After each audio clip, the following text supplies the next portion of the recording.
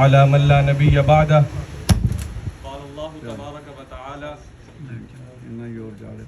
يمحق الله الربا ويربي الصدقات والله لا يحب كل كفار أثيم وقال عليه الصلاة والسلام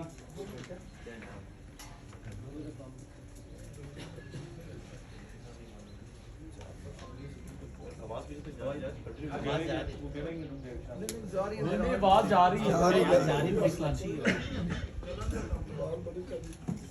وقال عليه الصلاة والسلام لعن الله آكل الربا وموكل الربا وكاتبه وشاهديه أو كما جاء في الحديث. میرے تمام معزز مہمانان گرامی کو خوش آمدید کہوں گا. یہ مختصر سا وقت ہے، اس میں اسلامی بینکاری پر تفصیلی گفتگو تو نہیں ہو سکتی، ظاہر ہے ایک وسیع موضوع ہے یہ، لیکن اس مختصر دورانیے میں میری کوشش ہوگی کہ میں 2-3 باتیں عرض کروں. نمبر 1 یہ کہ اسلام کے اندر حلال رزق اور حلال ذریعہ معاش کی اہمیت، اور نمبر 2 روایتی بینکاری. کیونکہ بینکاری تو جب سے پاکستان بنا ہے تب سے ہی پاکستان کے اندر رائج ہے، اور ایک انفرادی آدمی کی، ایک عام آدمی ہے مجھ جیسا یا کوئی کاروباری ادارہ ہے، ان تمام کی ضروریات بھی پوری کر رہے تھے. لیکن بحیثیت مسلمان روایتی بینکاری کے اندر ایسی کیا خرابی ہے کہ ہمیں اسلامی بینکاری کی ضرورت پیش آئی. تو ہم اس خرابی پر بات کریں گے، اور اسلامی بینکاری کس ماڈل کے اوپر کام کرتا ہے کہ ہم جو لوگوں سے پیسے لیتے ہیں اور آگے جو ہم لوگوں کو مختلف سہولیات دیتے ہیں تو ہماری شرعیہ بنیاد کیا ہیں. تو پہلی بات کہ اسلام کے اندر حلال ذریعہ معاش اور حلال رزق کی اہمیت. دیکھیں، اللہ سبحانہ و تعالیٰ نے جس انسان کو بھی پیدا کیا ہے، وہ خواہ کافر ہو خواہ مسلمان ہو، 3 کام اس سے جڑے ہیں رزق کے حوالے سے. نمبر 1، اس نے وہ رزق حاصل کیسے کرنا ہے، چونکہ اللہ نے ہر انسان کو مکلف بنایا ہے کہ میں نے یہ دنیا تمہارے لیے وسیع کر دی ہے، جاؤ اس کے اندر گھومو اور کماؤ. تو نمبر 1 کمانا کیسا ہے، نمبر 2 اس کو اپنی ذات کے اوپر خرچ کرنا، اور نمبر 3 وہ رشتہ دار جو ہمارے سے جڑے ہوئے ہیں ان کا حق ادا کرنا. اور بحیثیت مسلمان خرچ کرنے کے اندر ایک حق اضافی بھی اللہ سبحانہ و تعالیٰ نے ہمارے اوپر عائد کیا ہے کہ اللہ کا جو حق ہے وہ ہم نے کیسے ادا کرنا ہے ہمارے مال کے اندر. چونکہ یہ مال اللہ ہی دے رہا ہے تو اللہ کے راستے میں بھی اللہ نے کہا ہے کہ میرا حق بھی ادا کرو، جو تم نے میرے بندوں کے اوپر ہی خرچ کرنا ہے. اللہ کے حق کا مطلب ہے کہ اللہ کا دیا ہوا مال اللہ کے بندوں پر خرچ کرنا ہے. تو پہلی بات ہے کمانا. اب کمانے کی تو شریعت نے اجازت دی ہے، لیکن ایک مسلمان کے اوپر شریعت نے کچھ ذمہ داریاں بھی عائد کی ہیں. ایسا نہیں ہے کہ آپ جس ذریعے سے چاہیں کما لیں، بلکہ کچھ پابندیاں شریعت نے عائد کی ہیں کہ اس دائرہ کار میں رہتے ہوئے آپ کما سکتے ہیں، اور کچھ چیزیں شریعت نے منع کر دی کہ آپ نے اس سے باہر نہیں جانا، ان طریقوں کو نہیں اپنانا. اگر ان طریقوں کو آپ اپنائیں گے تو بحیثیت مسلمان آپ اپنا فریضہ ادا نہیں کر رہے. چونکہ بحیثیت مسلمان ہم نے اللہ سے عہد کیا ہے کہ ہم اللہ کے خلیفہ ہیں اس زمین کے اوپر، ہم نے اللہ کا نظام نافذ کرنا ہے اپنے اوپر بھی اور معاشرے کے اوپر بھی، بلکہ پوری دنیا کے اوپر. تو رزق کمانے کے اندر جو شریعت نے پابندیاں عائد کی ہیں کہ آپ بدعنوانی سے نہیں کما سکتے، آپ رشوت سے نہیں کما سکتے، آپ جھوٹ بول کر نہیں کما سکتے، آپ اپنا سودا جھوٹی قسمیں بیچ کر نہیں کما سکتے، آپ سود کے ذریعے سے نہیں کما سکتے. یہ کچھ پابندیاں ہیں، بدعنوانی ہے، رشوت ہے، جھوٹ بول کر کمانا، جھوٹی قسمیں اٹھا کر کمانا، سود کے ذریعے سے کمانا. تو شریعت نے کہا ہے کہ جب آپ کمائیں گے تو یہ چیزیں آپ کے کمانے کے اندر شامل نہیں ہونی چاہیے. نمبر 2، اب وہ رزق جو آپ نے کما لیا اب آپ نے استعمال کرنا ہے اپنی ذات کے اوپر بھی، اپنے سے جڑے ہوئے لوگوں کے اوپر بھی، اور اس مال سے آپ نے اللہ کا حق بھی ادا کرنا ہے. تو رزق کمانے کے اندر اور رزق کھانے کے اندر پھر 2 پابندیاں. ایک یہ کہ جو رزق آپ نے کمایا ہے ظاہر ہے آپ اس سے چیزیں خرید کر کھائیں گے، تو 2 چیزیں ہیں. نمبر 1، جو چیز آپ کھا رہے ہیں وہ بذات خود پاک ہونی چاہیے. چونکہ قرآن مجید میں سورہ مومنون کے اندر بھی اللہ سبحانہ و تعالیٰ نے فرمایا یا ایھا الرسل کلوا من الطیبات واعملوا صالحا، اے رسولو اور اے رسولوں کے ماننے والوں، اللہ نے تمہیں جو پاکیزہ چیزیں عطا کی ہیں وہ کھاؤ اور نیک اعمال کرو۔ یہاں سے علماء نے ایک نقطہ بیان کیا ہے کہ چونکہ اللہ نے ڈائریکٹ پہلے کھانے کا تذکرہ کیا کہ پاکیزہ چیزیں کھاؤ اور پھر نیک اعمال کرو، تو مطلب یہ ہے کہ اگر انسان اپنے رزق کے اندر اور کھانے کے اندر حلال حرام کی تمیز نہیں کرے گا تو پھر اس کو نیک اعمال کی توفیق بھی نہیں ملے گی۔ تو پہلے اس چیز کا خیال رکھنا ہے کہ ہمارا ذریعہ معاش وہ حلال بھی ہے کہ نہیں، اور دوسرا جو چیز ہم خود استعمال کر رہے ہیں نمبر ایک وہ بذات خود پاکیزہ ہونی چاہیے، کوئی حرام چیز آپ نہیں کھا سکتے، یا کوئی ایسی چیز جس کے اندر حرام اجزاء شامل ہوں وہ آپ استعمال نہیں کر سکتے۔ تیسری چیز کہ آپ نے اپنے رشتہ داروں کا حق ادا کرنا ہے اس مال سے، اور اللہ کا حق ادا کرنا ہے۔ اللہ کا حق کیا ہے؟ دو حق ہیں اللہ کے۔ ایک حق اللہ کا زکوٰۃ ہے جو آپ نے سال میں ایک دفعہ ادا کرنا ہے، اور وہ کل مال کا جو چند اموال ہیں جن کے اوپر زکوٰۃ لازم ہوتی ہے، 4 طرح کے اموال ہیں، سونا ہے، چاندی ہے، نقدی ہے، خواہ وہ کسی بھی صورت میں ہو، آپ کے بینک اکاؤنٹ میں پیسے رکھے ہوئے ہیں، آپ کے پاس ہیں تو نقدی جس صورت میں بھی ہو، اور نمبر 4 مال تجارت۔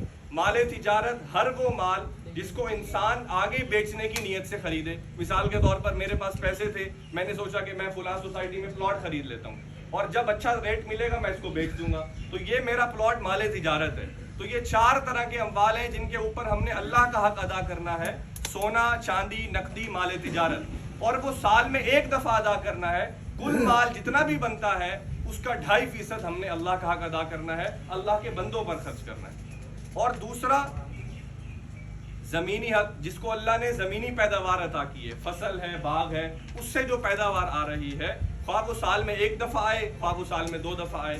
زکوٰۃ کے اندر تو بنیادی شرط یہ ہے کہ سال میں ایک دفعہ ادا کرنی ہے، لیکن فصل کے بارے میں یہ ہے، زمینی پیداوار کے بارے میں یہ ہے کہ وہ جب بھی آئے گی، وہ ربیع کی فصل ہو، وہ خریف کی فصل ہو، آپ نے اس پیداوار کا ایک مخصوص حصہ اللہ کی راہ میں اللہ کا حق ادا کرنا ہے۔ پھر اس کے اندر فرق یہ ہے کہ اگر وہ زمین، کیونکہ ظاہر ہے زمین کو پانی تو لگنا ہے، تو اگر زمین بارانی ہے یعنی بارش کے پانی سے سیراب ہوتی ہے، اس کے اوپر آپ کا کوئی خرچہ نہیں آتا۔ بعض علاقے ایسے ہوتے ہیں کہ وہاں اللہ کے کرم سے اتنی بارشیں ہوتی ہیں کہ وہ بارش کے پانی سے ہی زمینیں سیراب ہوتی رہتی ہیں، تو وہاں پر اللہ نے جو پیداوار پر اپنا حق رکھا ہے وہ 10% ہے۔ عشر کا مطلب عربی میں ہوتا ہے 10، تو 10واں حصہ آپ نے اللہ کی راہ میں ادا کرنا ہے۔ اگر 100 من پیداوار ہوئی ہے تو آپ نے 10 من اس میں سے اللہ کا حق ادا کرنا ہے۔ اب اس میں شریعت نے اجازت دی ہے، آپ خواہ 10 من پیداوار جو ہوئی ہے وہ ادا کر دیں یا اس کی مارکیٹ کی قیمت ادا کر دیں، لیکن اگر آپ کو پانی لگانے کے اوپر خرچہ آیا ہے، نہری زمین ہے کہ آپ سرکار کو پیسے دیتے ہیں وہ جو نہر کا پانی استعمال کرتے ہیں، یا آپ نے ٹیوب ویل لگا رکھی ہے اس کا آپ ظاہر خرچہ اٹھاتے ہیں، تو پھر ایسی صورت میں چونکہ شریعت نے کہا کہ یہاں پر اللہ نے کہا کہ میرا بندہ یہاں پر زمین کی پیداوار کے اندر بھی خرچہ کر رہا ہے، تو اللہ نے اپنا حق وہاں پر کم کر دیا۔ اللہ نے اپنا حق وہاں پر 20واں حصہ کر دیا، یعنی 5% آپ نے اللہ کا حق ادا کرنا ہے۔ اور جہاں پر اللہ نے کہا کہ میں تمہیں پانی دے رہا ہوں وہاں پر میرا حق 10% ہے، اور جہاں پر تم پانی خرید کر یا محنت کر کے خرچہ کر کے لگا رہے ہو تو وہاں پر میرا حق 20% ہے، یعنی 5%، 20واں حصہ یعنی 5% بنتا ہے وہ۔ تو یہ تو ہو گیا رزق حلال اور حلال ذریعہ معاش کی اہمیت۔ اور میں نے عرض کیا کہ بحیثیت مسلمان شریعت نے ہمارے اوپر یہ پابندی رکھی ہے کہ ہمیں اس چیز کا جائزہ لینا ہے کہ ہم جن جن ذرائع سے کما رہے ہیں کیا اس کے اندر کوئی حرام ذریعہ معاش تو شامل نہیں ہے۔ نمبر 2، ہم جو چیزیں استعمال کر رہے ہیں، جو کھا رہے ہیں، اس کے اندر تو حرام چیز شامل نہیں ہے۔ اور جو ہمارے سے جڑے ہوئے رشتہ دار ہیں، لوگ ہیں، ہمارے ملازمین ہیں، ان کا حق ہم صحیح سے ادا کر رہے ہیں یا نہیں کر رہے، اور اللہ نے آپ کو مال دیا ہے تو آپ اللہ کا حق ادا کر رہے ہیں کہ نہیں کر رہے۔ نمبر 2، اسلامی بینکاری کی ضرورت کیوں پیش آئی، اور جیسے میں نے پہلے عرض کیا کہ روایتی بینکاری کے اندر ایسی کیا خرابی تھی بنیادی کہ اسلامی بینکاری کی ضرورت پیش آئی۔ دیکھیں ایک بات تو واضح ہے کہ اگر ایک آدمی کسی روایتی بینک کے پاس جاتا ہے، سودی بینک کے پاس جاتا ہے، 90% بلکہ 95% اس کی ضرورت جائز ہوتی ہے، جس ضرورت کے لیے وہ بینک کے پاس جاتا ہے۔ مثال کے طور پر ایک کسان ہے، اسے اپنی فصل لگانے کے لیے پیسے چاہیے, ٹریکٹر خریدنے کے لیے پیسے چاہیے, سولر خریدنے کے لیے پیسے چاہیے. تو اب یہ جائز ضرورت ہے اور وہ جائز ضرورت کے لیے اس بینک کے پاس جا رہا ہے اور بینک اس کی یہ ضرورت پوری بھی کر رہا ہے. لیکن خرابی یہ ہے کہ جس ذریعے سے اس کی یہ ضرورت پوری کی جا رہی ہے وہ ذریعہ شریعت کے مطابق نہیں ہے, وہ طریقہ شریعت کے مطابق نہیں ہے. اسی طرح اگر ایک عام آدمی بینک کے پاس جاتا ہے, اسے گاڑی خریدنی ہے, اسے گھر خریدنا ہے, یا ایک کاروباری ادارہ بینک کے پاس آتا ہے, اسے کوئی مشینری باہر سے منگانی ہے, اسے اپنے روزمرہ کی ضروریات کے لیے, کاروبار چلانے کے لیے, جسے ہم ورکنگ کیپٹل کہتے ہیں, اس کے لیے پیسے درکار ہیں, تو یہ تمام جائز ضروریات ہیں. وہ بینک کے پاس کوئی ناجائز ضرورت لے کر نہیں آ رہا کہ مجھے کوئی غلط چیز خریدنی ہے, بلکہ وہ جائز ضرورت لے کر آ رہا ہے. اور لیکن خرابی کیا ہے کہ بینک اس کی یہ ضرورت ناجائز طریقے سے پوری کر رہا ہے. تو اسلامی بینکوں نے کیا کیا؟ اسلامی بینکوں نے لوگوں کی انہی ضروریات کو مد نظر رکھتے ہوئے, چونکہ ظاہر ہے ملک تو ایک ہی ہے, عوام بھی وہی ہے, لوگوں کی ضرورت بھی وہی ہے, تو ہم نے لوگوں کو سہولت مہیا کرنے کا طریقہ کار تبدیل کر دی ہے. ہمارے طریقے کے اندر سب سے بنیادی اور سب سے اہم چیز یہ ہے کہ ہم جو بھی کام کریں گے وہ شریعت کے دائرے کے مطابق ہوگا, شریعت کے دائرے کے اندر ہوگا. چنانچہ ہم جو بھی سہولت عوام کو دینے جاتے ہیں, پہلے ہم یہ اس چیز کا جائزہ لیتے ہیں کہ آیا وہ شریعت کے اصولوں کے مطابق ہے بھی صحیح کہ نہیں.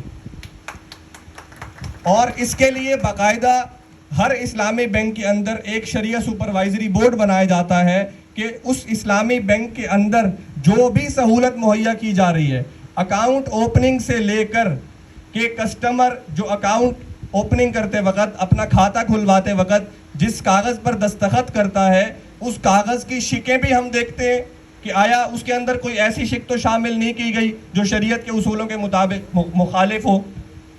کیوں؟ کیونکہ دو انسان جب معاملہ کرتے ہیں, مثال کے طور پر کیا ہو رہا ہے, بینک کا کیا کام ہے, بینک ایک طرف سے پیسے لیتا ہے, دوسری طرف سے پیسے دیتا ہے. تو اب جو پیسے لینے کا طریقہ کار ہے وہ طریقہ کار کیا ہوگا, اور آگے پیسے دینے کا جو طریقہ کار ہے وہ طریقہ کار کیا ہوگا. کیوں؟ کیونکہ شریعت کے اندر جب بھی کوئی ایک آدمی کسی دوسرے آدمی کو, ایک آدمی کسی دوسرے ادارے کو کوئی پیسہ دیتا ہے تو شرعی طور پر کوئی نہ کوئی معاملہ ضرور وجود میں آتا ہے. ایسا نہیں ہے کہ وہ بیکار میں پیسے رکھ کر چلا گیا ہے. یا تو اس معاملے کی شرعی حیثیت قرض کی ہوگی کہ وہ یہ پیسے قرض کے طور پر رکھوا کے جا رہا ہے کہ یار تم میرے یہ رقم رکھ لو اور تم اس کو استعمال بھی کر سکتے ہو, لیکن جب مجھے ضرورت ہوگی میں آ کر اپنا پیسہ تم سے لے لوں گا. یا وہ پیسہ اپنا امانت کے طور پر رکھ رہا ہوگا کہ تم میرا یہ پیسہ حفاظت کی غرض سے رکھ لو. یا وہ کوئی چیز خریدے گا اس کے عوض پیسے دیتا ہے, یا کوئی چیز کرائے پر لیتا ہے اس کے عوض پیسے دیتا ہے. تو کوئی نہ کوئی معاملہ تو وجود میں آتا ہے. تو اب ضرورت اس بات کی تھی کہ ہم اپنے طریقہ کار کو بدلیں, اپنے طریقہ کار کو شریعت کے مطابق کریں. تو سودی بینکاری کے اندر بنیادی خرابی جو تھی وہ سود کی خرابی ہے. اور جیسے عاصم صاحب بھی فرما رہے تھے کہ سورہ بقرہ کے اندر اللہ فرماتے ہیں احل اللہ البیع وحرم الربا, اللہ تبارک و تعالی نے تجارت کو حلال اور سود کو حرام قرار دیا ہے. اور آگے چل کر فرمایا کہ فَإِن لَمْ تَفْعَلُوا فَأْذَنُوا بِحَرْبٍ مِّنَ اللَّهِ وَرَسُولِهِ. اب سود کا حکم نازل ہونے کے باوجود اگر تم سودی معاملات سے باز نہیں آتے تو پھر گویا کہ تم اللہ اور اس کے رسول کی طرف سے اعلان جنگ سن لو. اب یہ سود ہے کیا, بس میں مختصر عرض کر کے اپنی بات تمام کروں گا. سود یہ ہے کہ دو لوگ قرض کا معاملہ کریں اور قرض کے اوپر کسی بھی طرح کا نفع دیا جائے تو یہ شریعت کے زمرے میں سود کہلاتا ہے. قرض کے اوپر کسی بھی طرح کا نفع لینا یہ شرعاً سود کہلاتا ہے. تو اسلامی بینکاری کے اندر ضرورت اس بات کی تھی کہ ہم اپنے کسٹمرز کو جو بھی سہولت دیں گے اس کا طریقہ کار قرض نہیں ہوگا. کیوں؟ اگر ہم طریقہ کار قرض رکھیں گے اور قرض کے اوپر کسی بھی طرح کا نفع اگر دیں گے یا لیں گے تو شرعی طور پر اس کی حیثیت سود کی ہے. تو ہم نے اپنے طریقہ کار کو بدلا, اور ہمارا طریقہ کار کیا ہے کہ جیسے اللہ نے خود قرآن مجید میں فرمایا کہ میں نے تمہارے لیے تجارت کو حلال قرار دیا ہے, میں نے تمہارے لیے کرایہ داری کو حلال قرار دیا ہے, میں نے تمہارے لیے شراکت داری کو حلال قرار دیا ہے.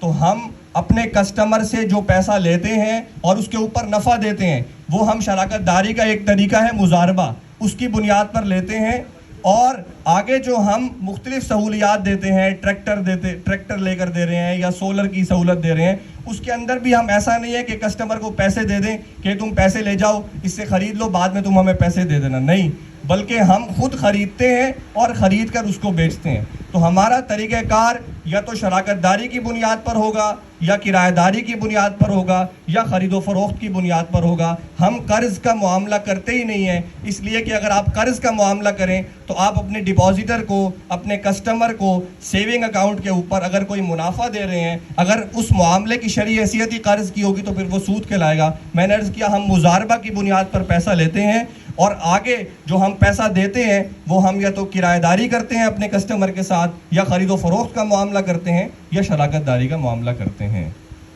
تو ہم نے طریقہ کار کو بدلا ہے اور الحمدللہ جیسے میں نے پہلے بھی عرض کیا، ہر پروڈکٹ کی، ہر سروس کی باقاعدہ شرعیہ نگرانی ہوتی ہے کہ آیا یہ شریعہ کے اصولوں کے مطابق ہے بھی صحیح کہ نہیں. اللہ سبحانہ و تعالی ہمیں سمجھنے کی اور اس پر صحیح معنوں میں عمل کرنے کی توفیق عطا فرمائے.